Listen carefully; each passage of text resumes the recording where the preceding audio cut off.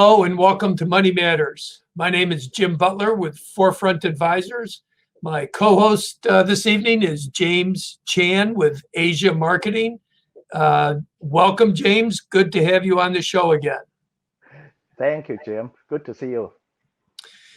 We have a really interesting guest with us today, and I know we're both anxious to bring him into the conversation. Before we do that, however, why don't we open up a bit about a topic that I think is kind of staring us in the face with regards to international relations and negotiations that are either taking place or maybe not taking place quite as effectively as they could be.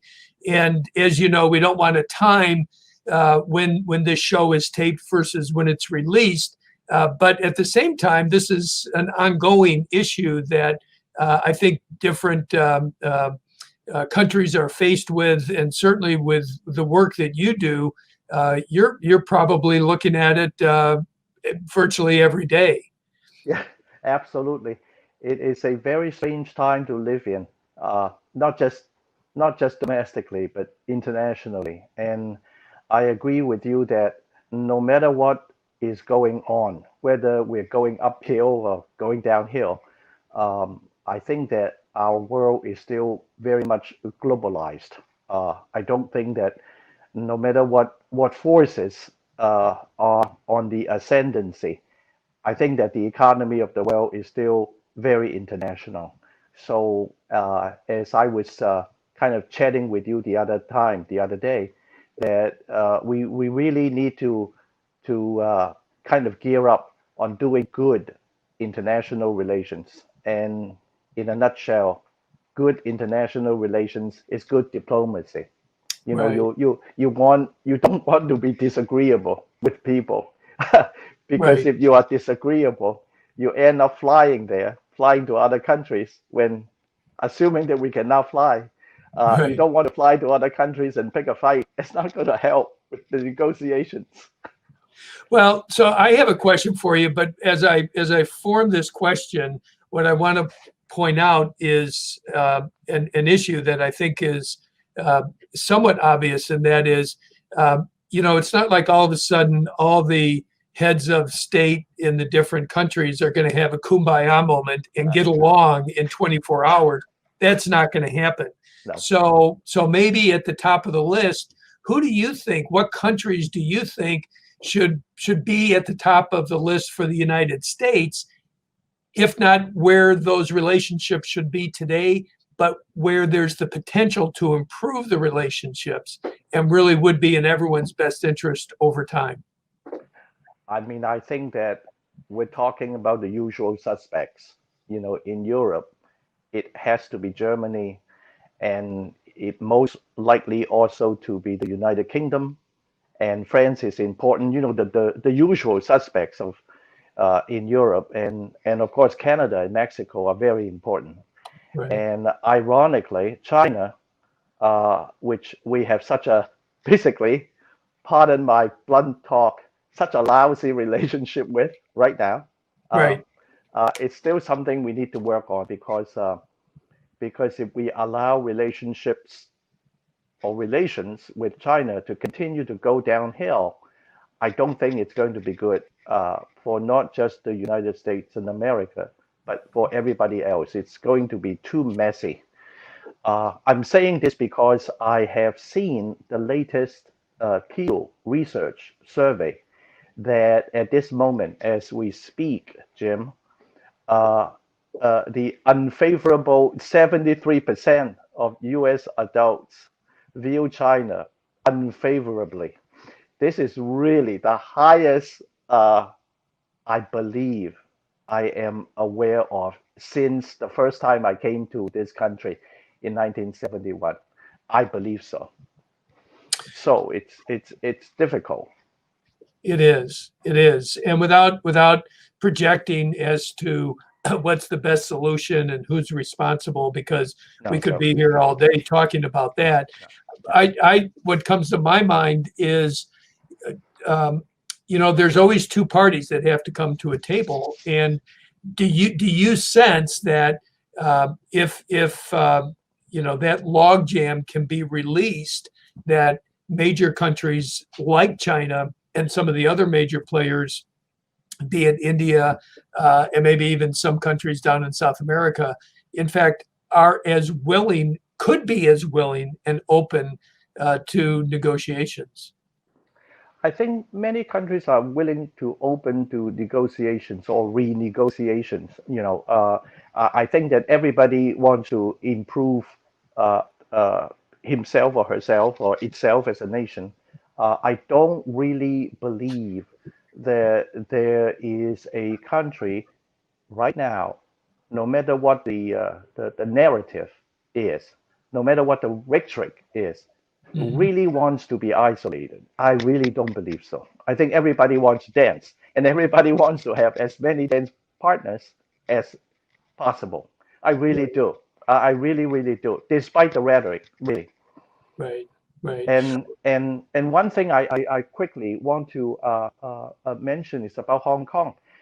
Lately, I have enough questions from clients and friends asking me, "Hey, with the new national security law, quote unquote, imposed by mainland China on Hong Kong, what what will happen to Hong Kong's global business, or what will happen if people fly to Hong Kong and do business there?" And I want to quickly say, no matter what your stand is on whether China is being aggressive or being correct, I believe with the imposition of that new law, which became effective in early July, Mhm. traveling on Hong Kong has become much more quiet. By quiet, I mean it's safer. People are less scared to go into the street, Right, and I think that in a way, no matter what stand a person takes, it's safer to go to Hong Kong, assuming that air travel becomes normal now. right, I would be even more myself. I feel more relieved going to Hong Kong, not just doing business, but seeing my college classmates and my family and uh, and friends. Because when there were just too many protests in the street, one did not feel safe. right, right.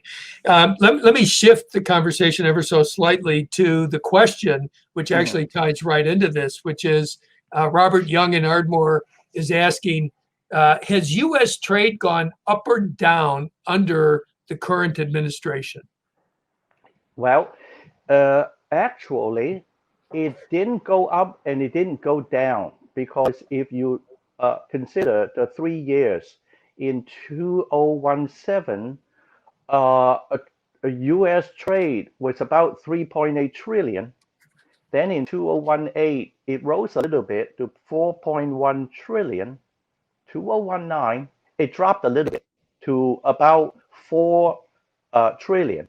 So that is neither up nor down really. But what is most interesting with the question, Robert, Mr. Young, is that if you look at the trade deficit of the United States over the past 3 years, like what you see now on screen, you find that the trade deficits, the annual trade deficit, continue to deepen. In fact, in about 2009, the trade deficit was quite, considerable, but not as bad. It was 383 billion.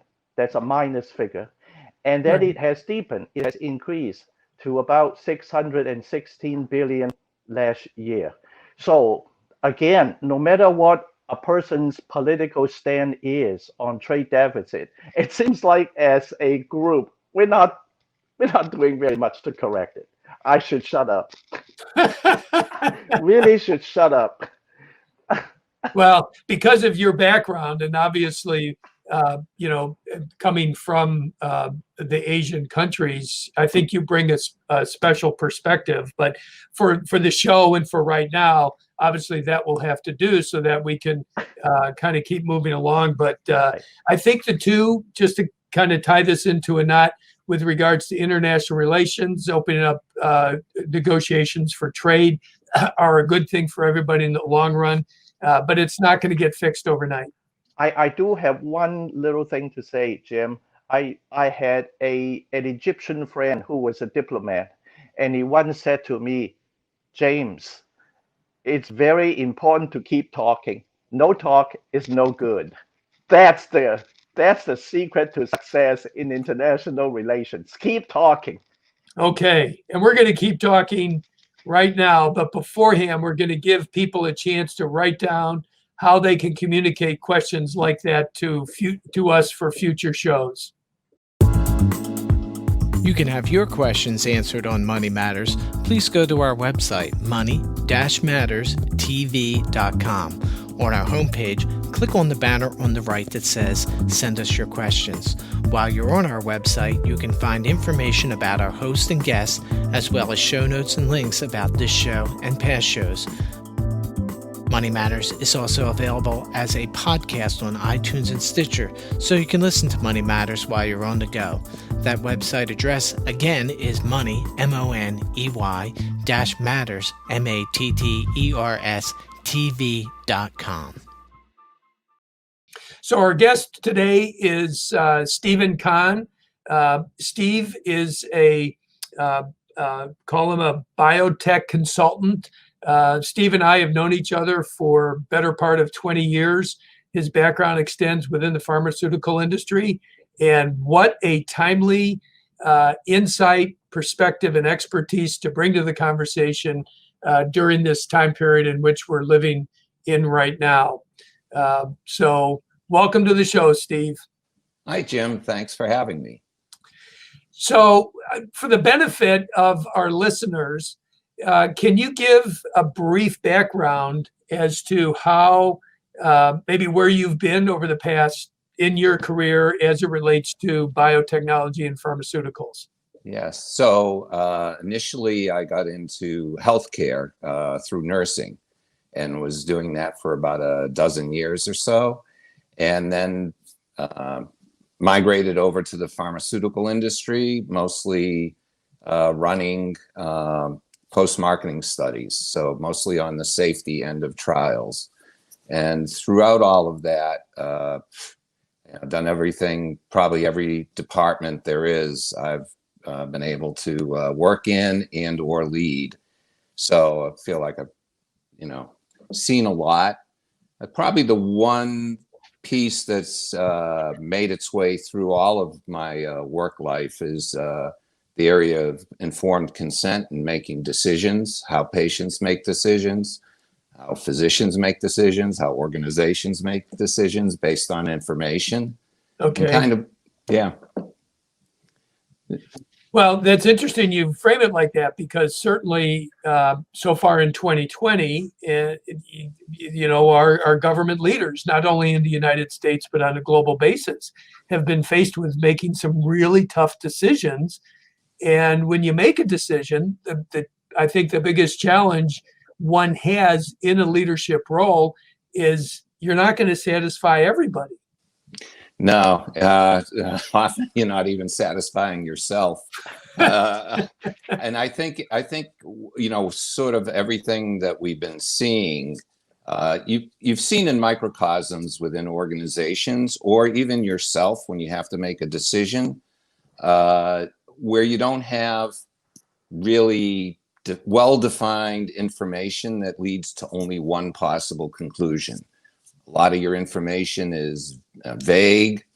In this case, competing opinions by experts, and it leads to a lot of confusion. On top of that, we don't generally make decisions well when it's based on statistical information, and all we've heard about is public health and epidemiology, and that's all very statistical. It's not causal at all. We don't think like that. That's not how we naturally think. We think in causal things. Narratives are pretty much the way we typically think about something. And so it's really difficult to say, wear masks, don't wear masks. Should we wear masks?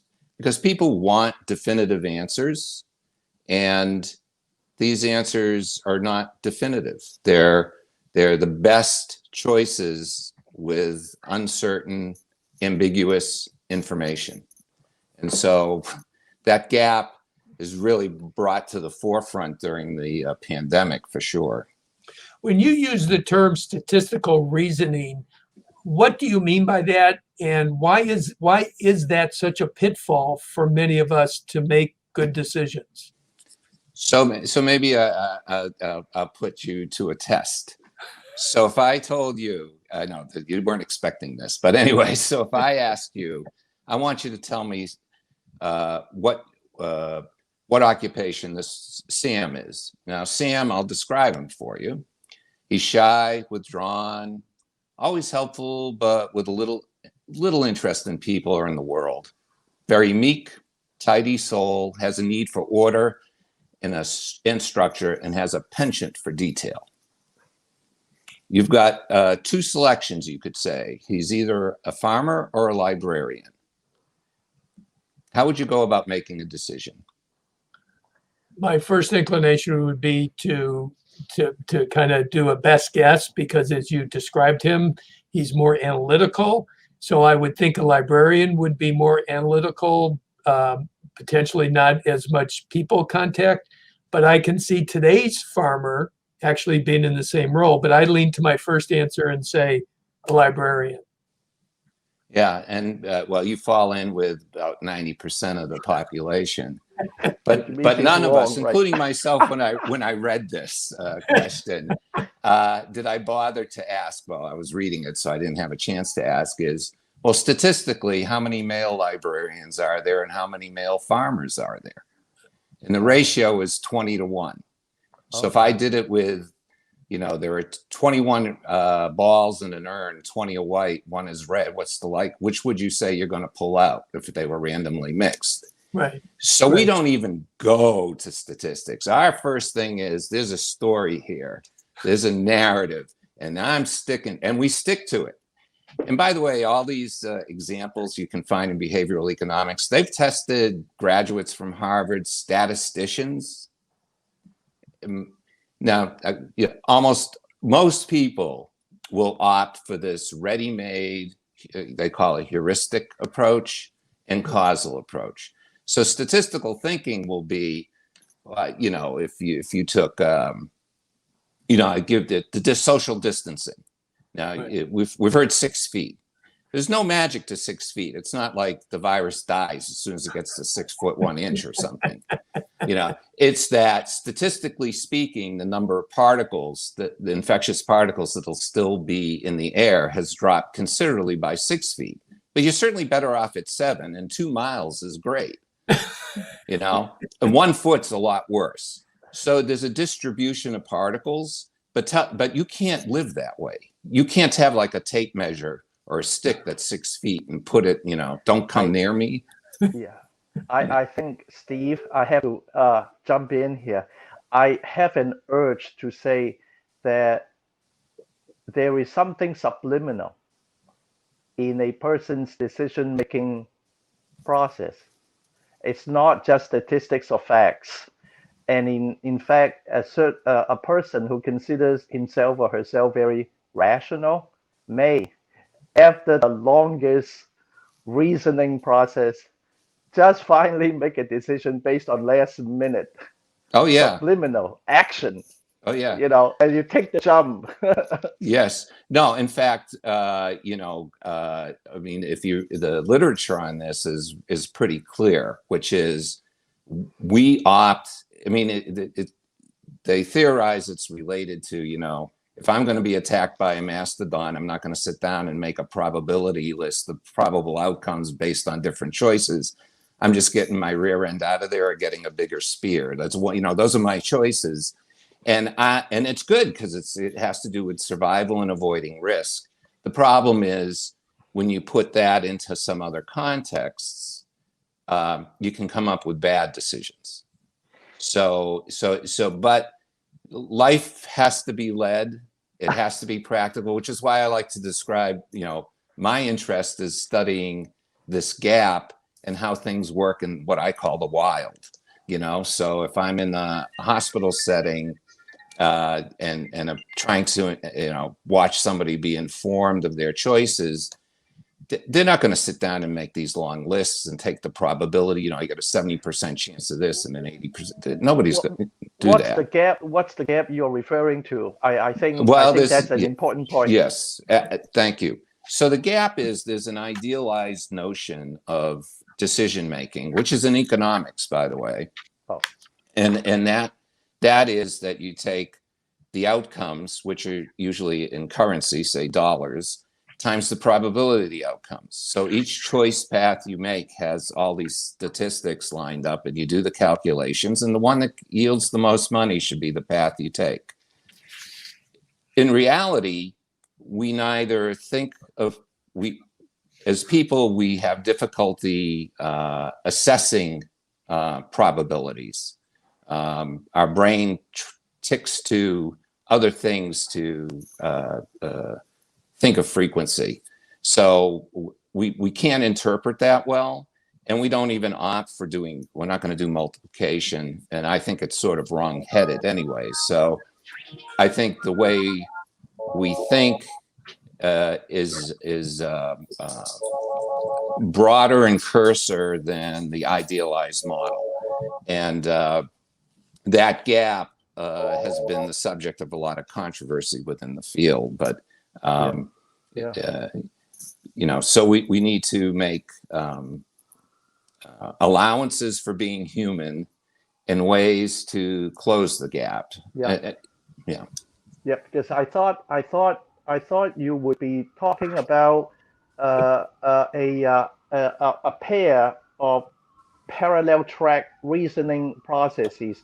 To put it in plain language, that there is a way in which people should make decisions, and there is also the manner in which people actually arrive at a decision, but then there's a gap between the two. Yes.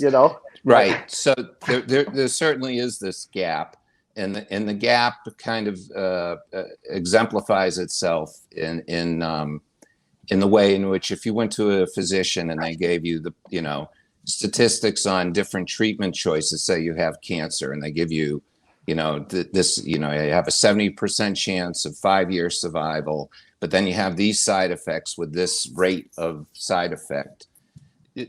That data is almost that needs to be interpreted and translated in terms of the patient's life and values. So what do they value? It's got to be interpreted in functionality. I mean, when I go in as a patient, I want to know, is this treatment, how's it going to affect me in my life? Not just my life expectancy, but what's going to happen to my life? Is it going to affect my memory? Yeah, so it's things like that. So this parallel track, you're right. We think quickly, and no matter what we write down on paper, I don't know if you're the type of person who made 2 lists in your life. Here are the positives of going to school, and here are the negatives of going to school. You add them all up, and then you go back and decide what you would have without the lists. Well, right. Jim, just allow me to say one more thing, and I really will shut up. That based on, I spent close to 40 years helping American companies sell American-made products and services to China. You know how difficult it is to get the Chinese to spend money on anybody. And my point is, the more reasons somebody gives you, the less there is a reason. In other words, when you get more reasons from a potential customer saying to you, no, I don't like your price, I don't like the way you do it, I think that you are not good, or the more reasons they give you, the more though none of those reasons is a reason. So you really have to approach, if you need to convince somebody, get somebody to see your way, you have to find a reason in their subliminal compartment, not their rational compartment, if I put it way, the right way. I will shut up. It's pretty final, James. Yeah. I'm going to use that thought and kind of shift it back to Yeah. a comment Steve shared with us earlier. We're winding down the show, so let's just maybe summarize some of our key points in terms of decision making. And Steve, I know you've written different pieces on this, and you're in the kind of the final throes of getting a book written about the decision making process. And I'm anxious to read that sincerely. But what happens with us when we get conflicts from the different experts and we get opposing views and opposing recommendations, and they're on TV, and we don't know these people other than, being in the White House, and it's just it can be confusing. Yeah, well, it's confusing, and I think some of it is it's been a disservice of how science is displayed in schools. It's displayed not as an ongoing exercise in terms of learning something new and changing. It's consistently described as it's written in stone, memorize it and you're done.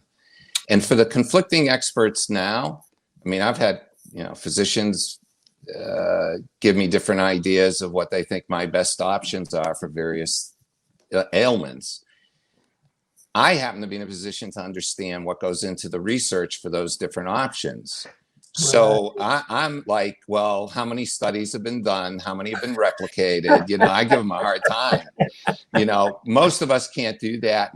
And the one thing I can say is the less knowledge there is about something, the experts will differ wildly. So we have a virus which we knew nothing about. Literally, we started learning this calendar year, let's say. Right. That's highly unusual to have learned as much as we've had. Unfortunately, a lot of learning comes from people suffering with it. That's how you find out. But the fact is we've learned a lot. And so scientists should change their opinions if the new information warrants it. So what they told us in February may no longer be the case because they're going to make a lot of assumptions without having any data to make any pronouncement. People really don't. I mean, none of us want to hear from our doctor, I have no idea what's wrong. Right. Hey, Steve, let me jump in. We're basically out of time, but I think that's a good place to wrap. There's a lot that goes into it, and thank you very much for your insight, and I look forward to continuing the dialogue. In the meantime, our next guest is Ken Myers from Apex Leadership. They work with fundraising for schools, and I'm sure that will be not only very different from today's conversation, but an exciting one as well. So thank you for tuning in.